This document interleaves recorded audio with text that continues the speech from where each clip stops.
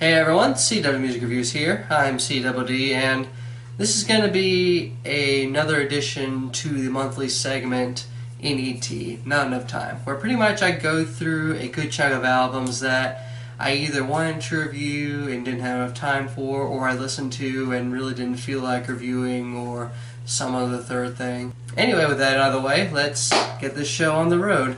You know, he's making progress with this thing.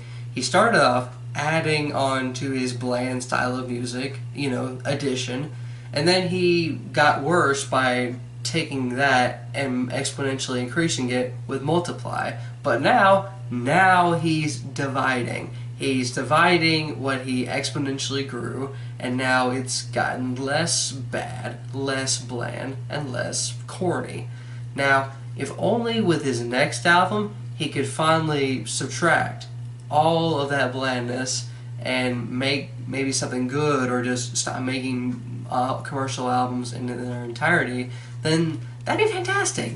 If you heard Ruminations, which was one of my favorite albums of last year, almost a top 10 for me, then you don't need to listen to this album, since it's pretty much electrified versions of every single track off of Ruminations, plus like 7 or 6 bonus tracks. And these bonus tracks aren't that fleshed out. Well, they don't really translate as big electric instrumentation. This interpretation Conor Oberst goes for, it doesn't really work all that well for me. And if you haven't heard Ruminations, then you need to stay away from Salutations and just listen to Ruminations. I mean, you have no excuse to. Ruminations is 38 minutes long, like half as less in length as this album. And the acoustic piano and harmonica thing that Conor went for on that album is phenomenally better than all the bigger production and all the more grandiose instrumentation that's on this one. Out of all the comeback records that is going to drop this year, all the anticipated ones that either are going to drop or have already dropped this year, this one will come in last place. This is probably Pallbearer's best album to date. I just still don't love it though. I mean, I do like the sound has a lot more clarity to it. I do like they're going to a more prog rockish direction.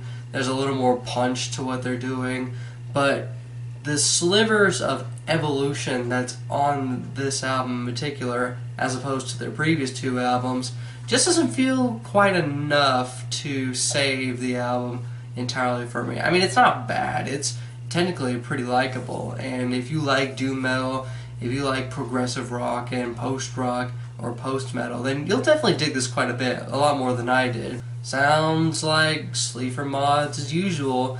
It still sounds like one angry Englishman ranting / rapping over all this really lo-fi-ish, stripped back bass guitar and drum machine going on. Occasionally I think there's some electric guitar or piano or some other extra bit of instrumentation that's on this album, but there's not really that much that differs from the previous project they put out a couple years ago.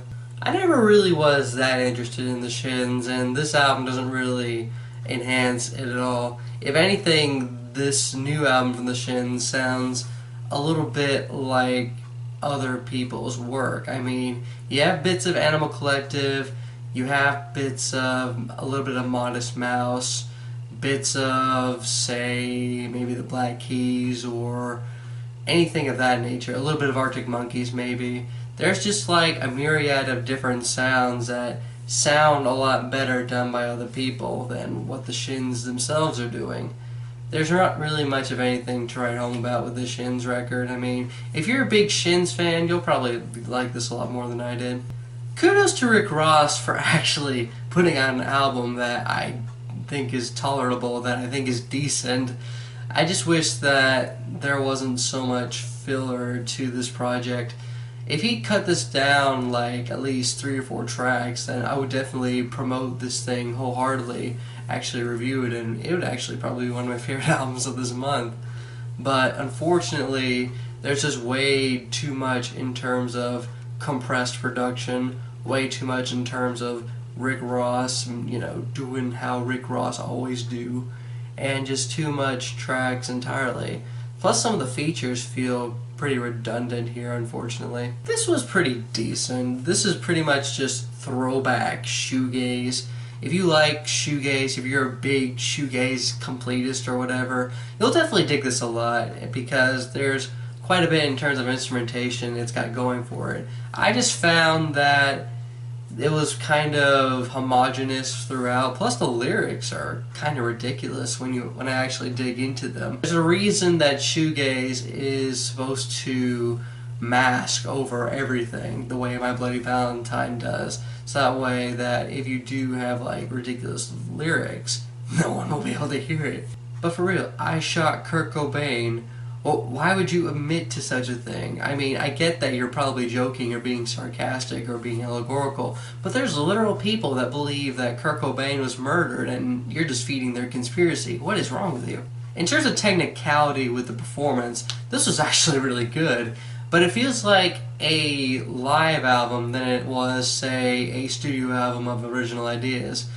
But still, I mean, if you like IDM, if you like math rock, if you like your progressive rock to have like an electronic edge to it, then definitely check this out. You'll dig this a lot more than me, especially if you're like super into the whole jam band thing, because they jam on these ideas to no boundary whatsoever. If they can harness this and have like an album with one unifying theme or concept to it, then I would definitely check that out and promote that. But unfortunately, this didn't really do much for me.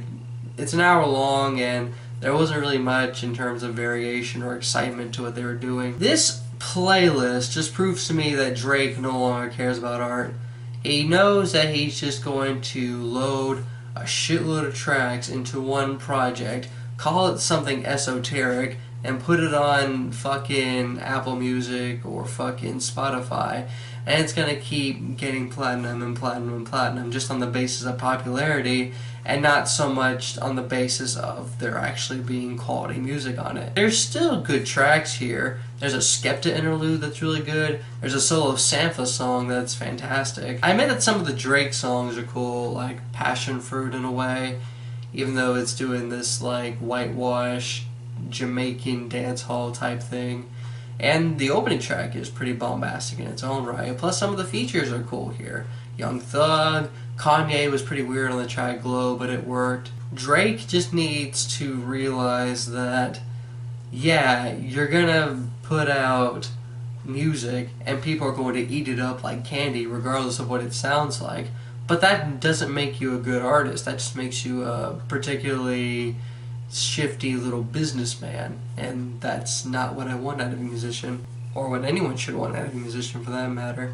It's bloated and it just sounds like leftovers from Views, and I'm glad that none of these ended up adding on to Views because I hated Views so much. If it was any longer, I still would despise it, and actually would despise it more. I was gonna review this thing. I was really dead set on reviewing this thing. This probably would have been one of the easiest things to review, considering the fact that it's short, considering the fact that there is quite a bit of uniqueness to each of these 6 tracks here, and the fact that there's not really much of anybody that's doing power electronics like Pharmakon is doing right now. And there's definitely great tracks on here, like Transmission, like the closing track. And unfortunately, once you've listened to this thing at least 3 or 4 times over, and you finally start realizing that, okay, this isn't really all that fleshed out, where is the meat here? With a good chunk of these tracks in the middle. Just the more I listened to the album, the more I ended up just not really feeling it all that much. But still, if you're looking for something hard-hitting, abrasive, but still relatively short and relatively accessible, as accessible as power electronics can be for that matter, then definitely check this out. I mean, it's a good listen. I just wish that there was more to return to and more rememberability to what it was Pharmakon was doing, because after like the 4th or 5th listen through the album, I was just not really feeling it all as much, or at least as much as I did on the initial listen. In my humble opinion, Mastodon are overrated, and this album isn't changing my mind at all.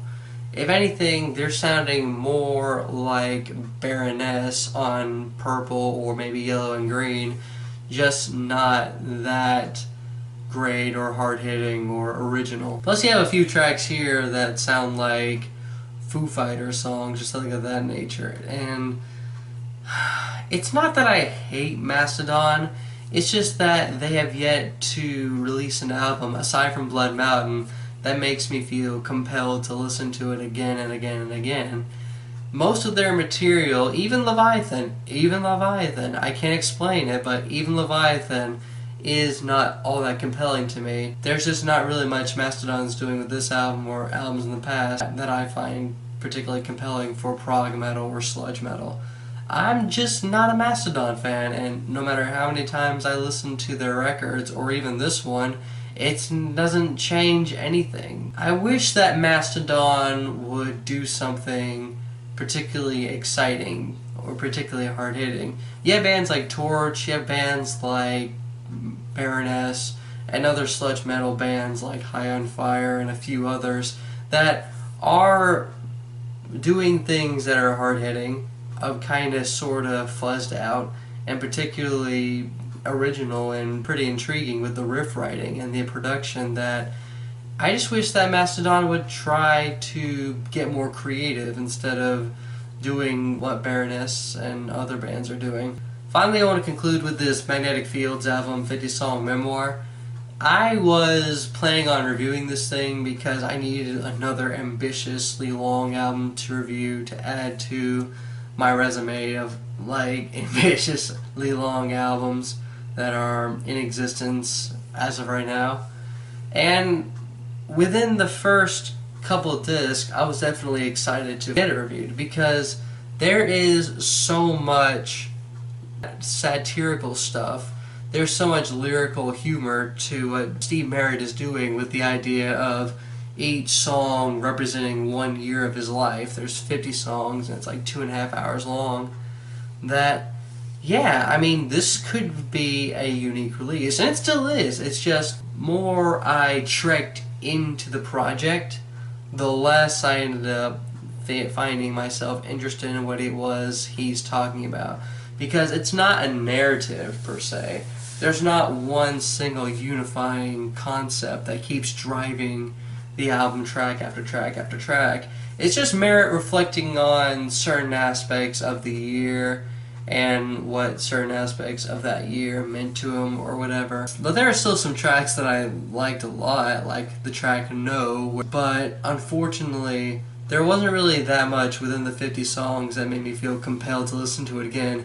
It's not like 69 Love Songs, the album that they put out almost a decade ago, or close to a decade ago now, that was interesting and compelling and particularly funny for the whole almost 3 hours that it goes on for. Like, there's all these different perspectives on love, both in terms of musical style and as well as lyricism. But with this, it just seems like there wasn't that much in terms of variation or that much in terms of lyrical intrigue that made me want to listen to it again and again and again. I actually want to bring up one more album, Aimee Mann, Mental Illness. There was a lot of hype behind this album, and Consequence of Sound named this one of the best albums of the year. They actually ranked it the same rank as Mount Erie's A Crow Looked at Me. And giving this thing a listen, it just bored me to fucking tears. It just sounds like slow, sad-core alternative country that, while not necessarily bad, it just wasn't that compelling entirely. I don't get what the hype was behind this thing. Maybe there was something within the lyrics that was kind of missing for me, you know, that I was overlooking, but the instrumentals were just so one note that I couldn't even bother to pay attention to what it is she was talking about, unfortunately. So those are my thoughts on the albums that came out in March 2017. What did you think of any of these? Did you love any of them? Did you hate any of them? Did you have neutral feelings about any of them? What were some albums that I missed in March that I probably should check out, and what did you think of those? The CW Music Reviews here, signing off.